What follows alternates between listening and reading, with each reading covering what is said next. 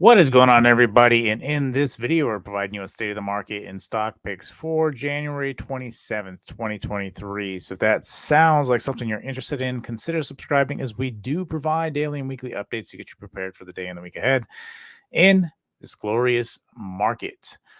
So, what a day! What a day indeed. The market's really been ripping up. Tech has really found its second breath. There are some things, um, good and bad, going into this. Things seem to be getting better. We're looking at a 25-point basis move, and essentially the market is taking that and running with that. Again, for bears, what's going to have to happen is new bad news is going to have to come out. Either whether that is next week, we get a 50-point basis move as opposed to this exception of 25 points next week. That really all just depends. And again, I think our core doesn't come out till after monetary policy. So what the Fed has got to go off of essentially this last month's core, and not only that, but earnings. Earnings aren't fantastic, but they're holding, and so that's what we've been seeing coming into today. Something I've been talking about for quite a while is I've wanted to watch credit card growth rates. Now, Visa just had earnings, and their revenue is 12% year over year, increased 12% year over year to 7.9 billion, beat by 200 million. Operating margin 64% year over year, EPS 2.18, 0.17 beat. So a lot of growth, right? The year on Visa, and we can even look at MasterCard. I haven't even looked at MasterCard, to be honest. I think that's MasterCard. That's Morgan Stanley. I think MasterCard is actually just them. No, that is Macy's. Well, considering I don't know what MasterCard, there we go, MA. MasterCard, I don't know. It didn't do a lot today, but nonetheless, I think some stuff actually came out yesterday. I think that's what that was. New earnings release yesterday. Well, not yesterday, but the day before. That might have been why. And they've beat too. So it's this thesis is still applies to the current state of the market, right? You can fight the trend, which again, the overall trend is down, right? We still got to break out of what has currently been going on with over the past year till we are now. We are starting to break up to start this year off, but again, you have to remember normal cycle is that February, March we normally sell off. Now the key is we'll get fuel to the downside for that. So let me actually flip this back over to SPX. Now, as you can see, had a pretty monstrous rip. Let me take the studies off of here so you guys can see this better. I'm all unorganized today. Nonetheless, we had a nice dive today. I did catch the downside of this. I did not play anything to the upside. Again, one thing to keep in mind too is if you're trying to intraday trade or daily trade, whatever the case is, mostly if you're focused on intraday trading, you should have a set process, and it should not deviate from that set process. And so you should have specific steps, specific things you're looking for, specific setups, and you only play that setup, right? Like when I play options, I stick strictly within that first about 2 hours or so of the day. Then from that point, either one, I go long on essentially shares, or I try to take a longer options, more so on consolidation areas. I don't like playing stuff that's already been pumping as stuff. It may pump for 2 or 3 days. It's stair step up and essentially elevator down. So I do take some plays intraday if there's a mass amount of volume and it's maybe the second or third day. could potentially play out like that. Tomorrow could potentially play out that way. Again, it really depends. We do have some data coming out in the morning, which is going to be important and very impactful tomorrow, considering I'm not. We got the PCE tomorrow. So we got the core PCE tomorrow. So that's going to be important tomorrow. We got the Michigan inflation expectations as well tomorrow. That's at 10 o'clock. So we get a lot of data between 8:30 and 10 o'clock tomorrow. That's going to have a big impact on the market in general. But more so, again, what's going to override all this is monetary policy next week on the 1st. So we may pump now, we may gap, we may come in flat tomorrow. It really just depends. The market is trying to squeeze in a earnings run, and that's what it's taking advantage of. Again, the earnings haven't been fantastic. There's a lot of weakness, but the problem is where there's no new bad news for us to continue selling to a new low. So if that's what you're expecting, I don't see that really happening. That's not saying, again, that Powell can't come in a 50-point basis move and correct this all back down, because he sure can, and it would induce a lot of panic if that was the case. But nonetheless, the market itself, technical wise, again, let me get off the 1 hour. Let me go back to the daily here.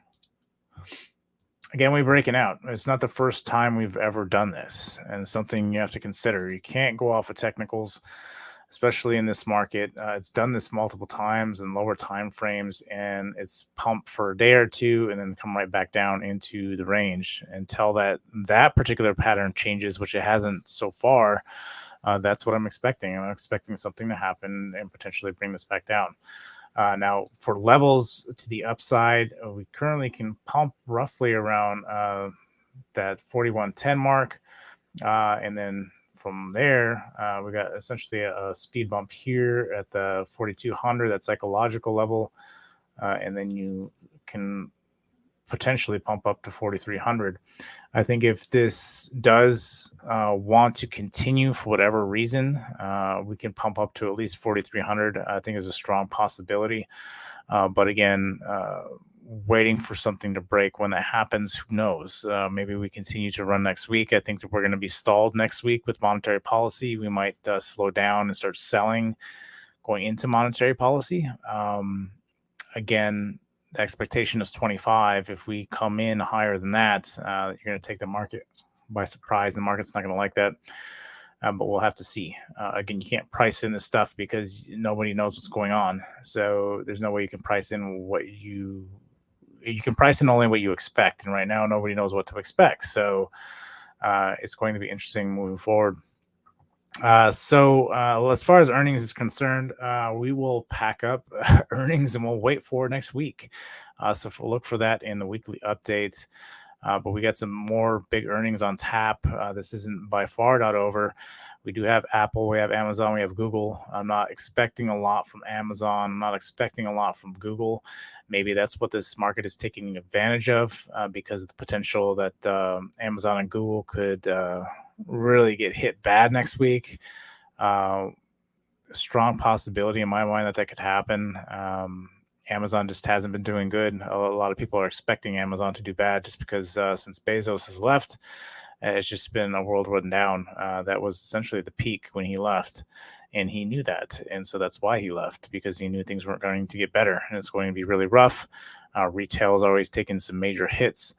We've seen the cloud space hasn't been doing very well at either. But we see what happens from here. And so, again, a lot of mixed signals on things, right? There's, with inflation and everything going on, we have to see. Again, we don't want inflation to spike. Inflation spikes, you hit the reset clock and the market's going to correct major on just that. That could potentially crash the market if we do see a big spike in inflation again. So just be mindful of that. And something I've kind of, again, distanced myself from, even though I understand that, inflation is still very high. Wage growth is very low. So keep that in mind. But when we do, and so inflation is still very impactful on what happens and how people live their lives. So you can't just assume because it's coming down that things are getting better. It's still expensive. And that is from living your normal everyday life, that the thing is still, a lot of things are still very expensive.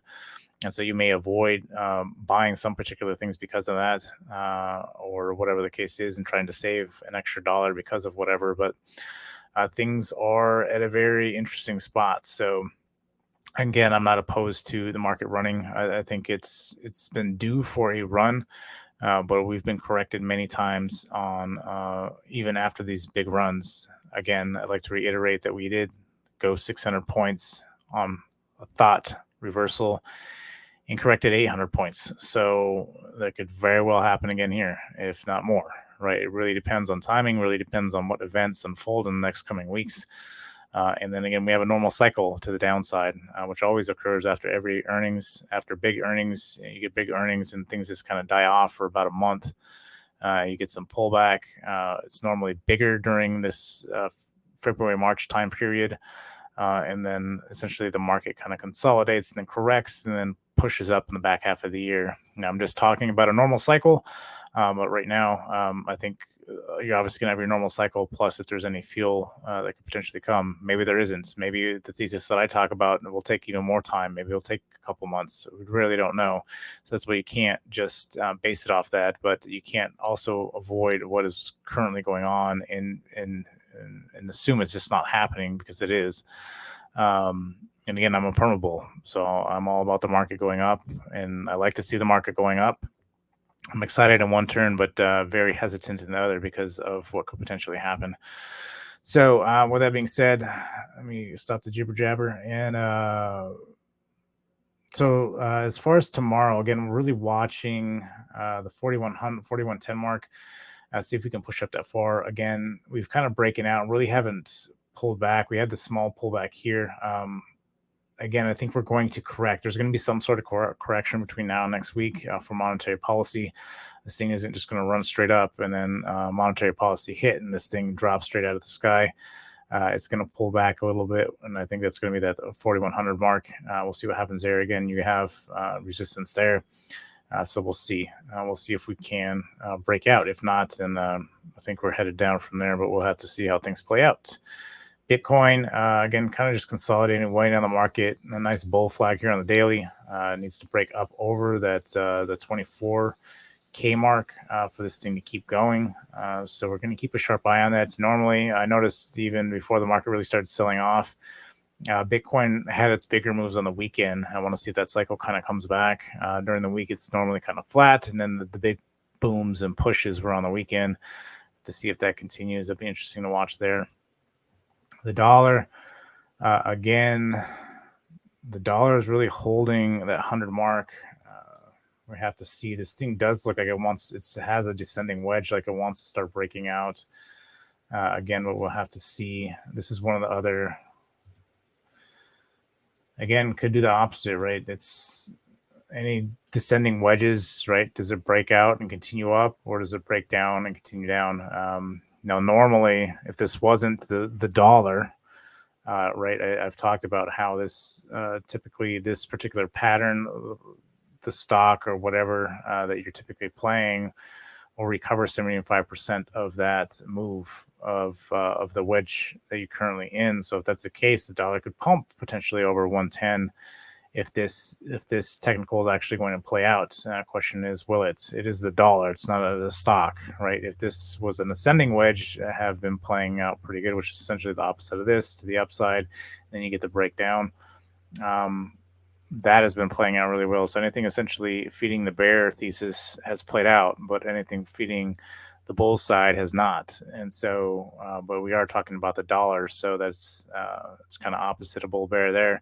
But so we will see what happens here going into tomorrow over the next couple of days. Really more so, I don't really care what happens between now and monetary policy because I think it's all fake moves until monetary policy comes out, and then that will kind of dictate how we're going to start playing out 2023 until this event occurs. So we'll see. Tesla, massive rip today. Actually gapped way up today because of earnings.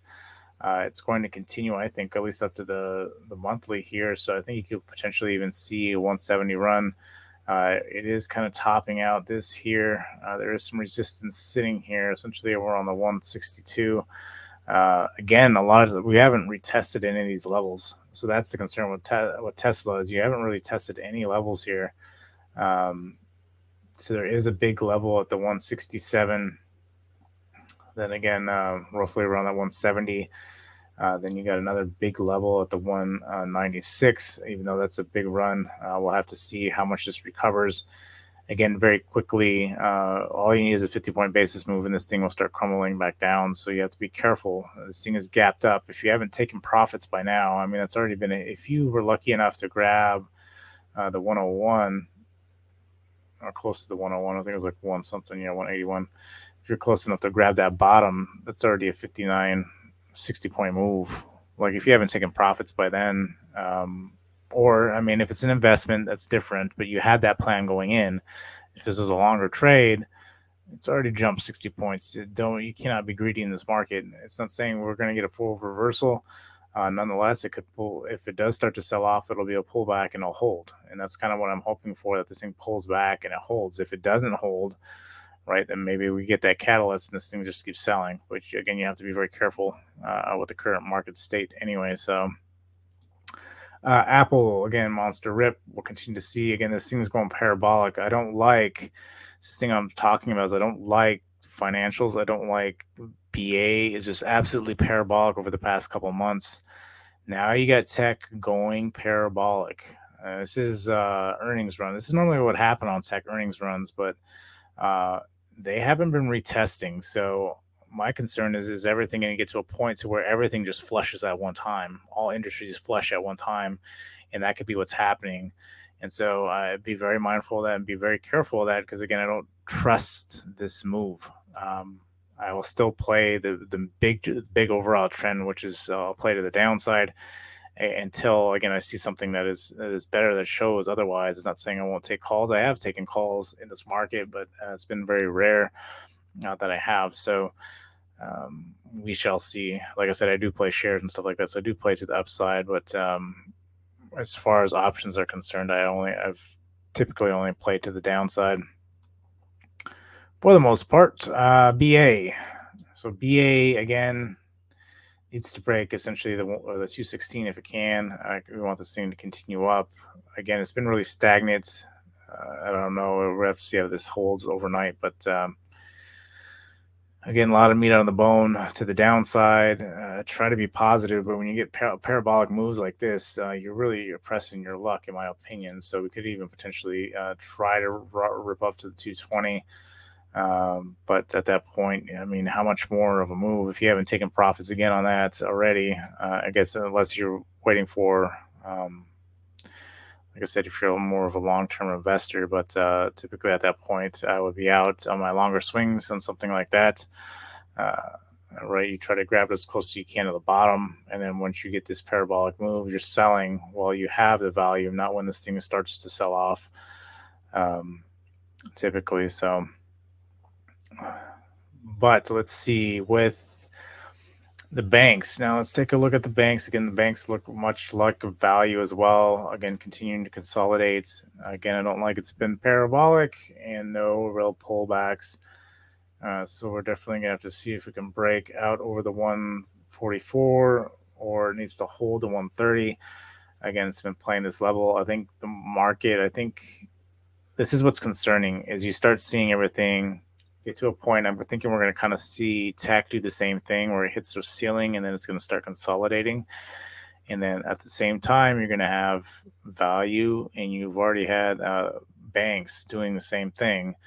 And then you're going to get that event and then everything's just going to sell, right? This is what I talk about when everything looks the same. That means something really bad is about ready to happen. And I think tech is trying to catch up to value and trying to catch up to the financials. And then potentially at that point, we will have whatever event that is that would essentially sink us. And it would line up almost perfectly with, this forecast of the February-March normal correction. So whether that's just a normal correction that makes everything sell off, or maybe it's fueled by some other event, black swan event, or whatever the case is, more concerns of recession, whatever the case is, we could start selling pretty heavy. So I know that whole debate about recession is going back and forth, and it's what's moving the market and pushing the market up, because people are talking about soft landings again. So How many times are you going to talk about soft landings? Whatever the data says, it really just depends, but things just aren't great, right? And if they're projecting that we haven't seen a recession, that we're going to see a recession, then things can get pretty nasty. So nonetheless, I don't want to make this video too long. I know this video is already really long, and we still got the weekly updates, and we still got Friday. So just be mindful of that. Look for the weekly update. We'll go over next week's earnings. Again, monetary policy, another very big week ahead of us. So just keep that in mind. Could definitely be some big moves. Definitely want to see what is priced in on the SPX. Again, the SPX has been riding essentially at its normal levels, but it'll be increased next week because you have a pivotal event in monetary policy. So there will be the option prices jacked up a little bit more going into next week. I'm sure it'll be 110 by next week. As of this week coming in, this week it was only about 70. So with that being said, go ahead and smash the like button. Until next time, I'll see you guys later.